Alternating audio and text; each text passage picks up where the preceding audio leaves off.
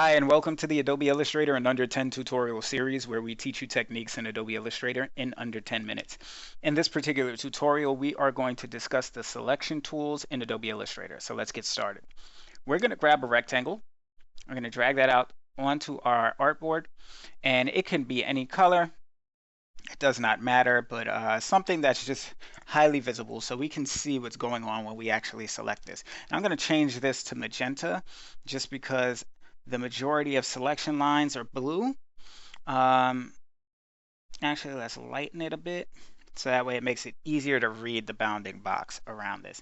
So right now, the first selection tool is the selection tool or the move tool, which is what I call it. And I only call it that because you simply can drag it around the stage or the artboard. And that's using the letter V on your keyboard for your shortcut. And that allows you to grab your object and move it back and forth. Anybody who's used any program for editing and or designing already knows that this tool exists basically across the board. So this is nothing unfamiliar to anyone. The next tool that you're going to want to get familiar with is the direct selection tool, and that's right under the actual selection tool. This is represented by a white arrow as opposed to the black arrow. Now with this one, it allows you to select individual anchor points. So you can select them individually and you can move them around, or you can select groups of them by highlighting and hovering over and then moving them. Or if you wanted to, you could shift click and grab multiple anchor points and then move them that way. So that's what the direct selection tool does. It allows you to select individual anchor points.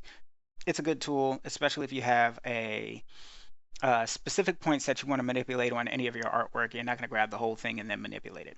Now underneath the actual direct selection tool, you have another tool, which is the group selection tool. And it is identical in appearance, but it has a plus symbol next to it.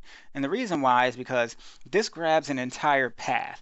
And you may say, well, so does the regular selection tool, but let's say you have a compound path and you want to just select a portion of that compound path. And I'll give you an example of that.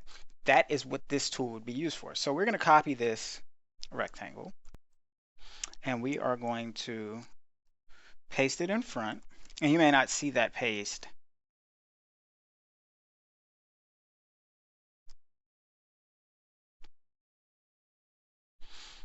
And then we are going to highlight both of these, go to our Pathfinder tool. If you don't have this, go to Window and Pathfinder.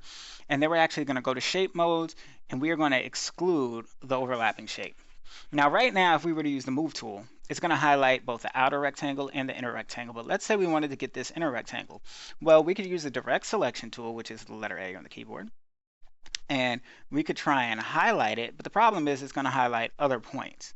All right. Or if we try to do it within here, it's just going to grab this area.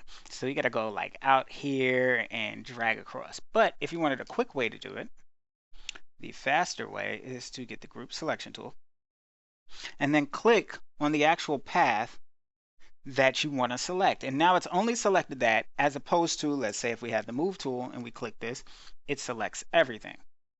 And as opposed to the direct selection where we either have to drag and highlight or individually shift click each individual point. So that's another selection tool, and that's how you would utilize the group selection tool. Now the last selection tool that I'm going to cover in this is the lasso tool. And this is fairly easy. Anybody who knows what a lasso is, we know that a lasso is basically looped rope that you throw around something to grab it. And that's essentially what you're doing. So with a lasso tool, all you're doing is you're circling around the areas that you want to grab.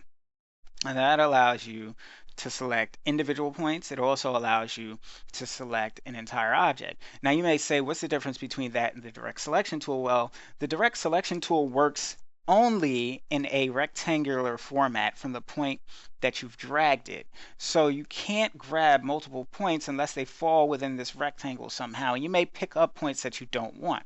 So let's say I wanted to grab this point in the upper corner and this point in the upper corner here, but I also wanted to grab this point down here. Well, if I were to use the actual direct selection tool to get this point down here, I'm also going to end up picking up this point here and this point here, which I don't want. So I would have to use the lasso tool, which is the letter Q on the keyboard for the shortcut. And I would select these go down and select this and come back up, and now I only have those points that I wanted selected. Very simple tool, very easy to use. Another tool for selection is the magic wand tool, but we are not covering that this time, and the reason why is because we already have a tutorial for that. So when you have an opportunity, take a look at the magic wand tutorial and you'll get familiar with its selection capabilities and what it's able to do that differs from these other tools, because it actually has a more expanded and unique skill set than these other tools. So that's pretty much it for this tutorial. If you have any questions, feel free to contact me. You can find me online at www.theonewillfocus.com or on all social media, specifically Instagram, where the majority of my work is shown, at The One Will Focus. That's TheOnewillFocus. And I look forward to seeing you in the next tutorial. Take care.